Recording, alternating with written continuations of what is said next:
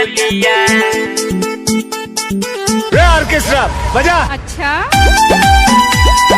UP के कोयलिया, UP के कोयलिया। Music by Gajana. Presented by Ansika Studio, Ramkola. तू ही हो रानी हमर यूपी के कोयलिया। आए हाय तू ही हो रानी हमर यूपी के कोयलिया। बड़ा निक लागे तोहर मीठी मीठी बोलिया, बड़ा निक लागे तोहर मीठी मीठी बोलिया, मीठी मीठी बोलिया।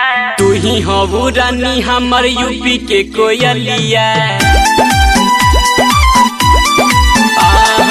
तू ही हो रानी हमर यूपी के कोयलिया।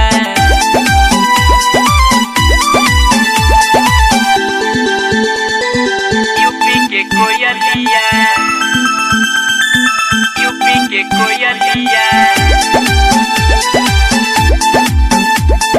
तू ही हो रानी हमर यूपी के कोयलिया।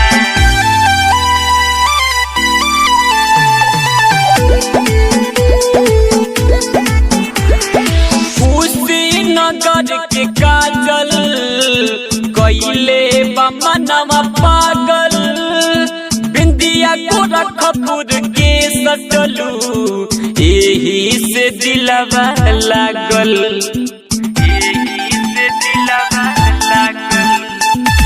उसी नगर के काजल कइले मनवा पागल, बिंदिया गोरखपुर के एही से दिलवा लागल, एही से दिलवा लागल। आजमगढ़ के लागेला उठल लिया। हाँ तू ही हो रानी हमर यूपी के कोयलिया। बड़ा निक लागे तोहर मीठी मीठी बोलिया, बड़ा निक लागे तोहर मीठी मीठी बोलिया, मीठी मीठी बोलिया। तू ही हो रानी हमर यूपी के कोयलिया। तू ही हो रानी हमर यूपी के कोयलिया। यूपी के कोयलिया, यूपी के कोयलिया, यूपी के कोयलिया।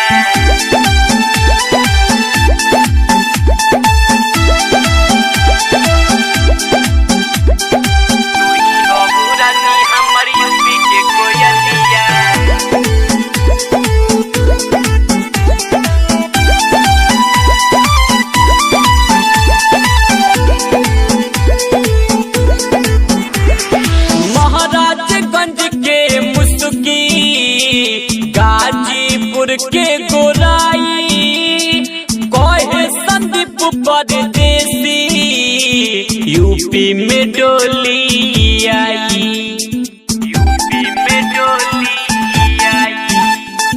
महाराजगंज के मुस्की देवरिया के गोराई कहे गायक संदीप परदेसी, यूपी में डोली आई, यूपी में डोली आई। राइटर पंकज भइले बबलिया। हाँ तू ही हो रानी हमर यूपी के कोयलिया। बड़ा निक लागे तोहर मीठी मीठी बोलिया, बड़ा निक लागे तोहर मीठी मीठी बोलिया, मीठी मीठी बोलिया। तू ही हो रानी हमर यूपी के कोयलिया। हाय हाय तू ही हो रानी हमर यूपी के कोयलिया।